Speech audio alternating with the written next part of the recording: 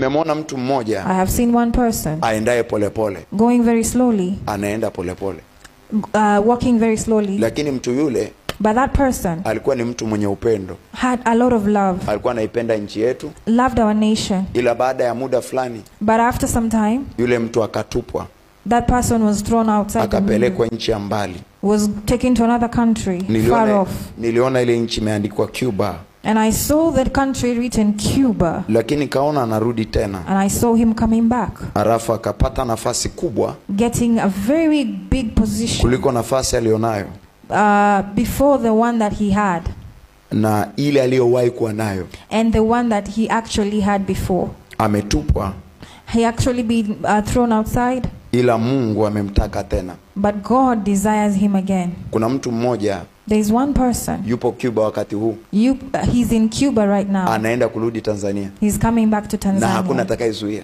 and nobody will actually oppose him.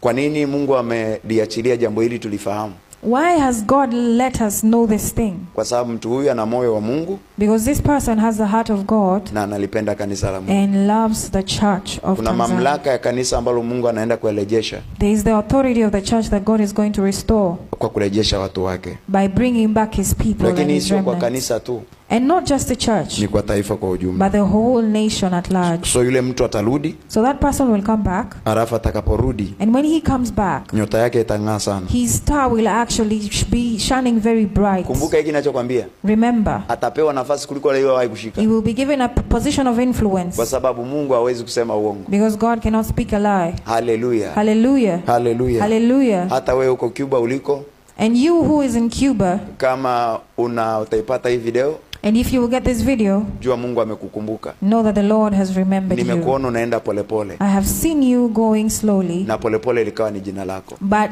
slowly is actually going to be your name, na hiyo polepole haikuwa ya kwako, and that slowly was not actually yours. Ni Mungu aliiweka, is God. Ni Mungu aliiweka, it is God who kept it, ili polepole akufikisha kwenye nafasi yako, so that slowly by slowly he can get you to your destiny. Alafu nabii huu, and then this prophecy, hautakawia. it will not be late. Mwenye masikio na asikie. The one who has ears may he hear. Hallelujah. Na atakaporudi, and when he comes back, atachukua nafasi ya aliyelala milele. he will take the position of the one who sleeps forever. Amen. Amen.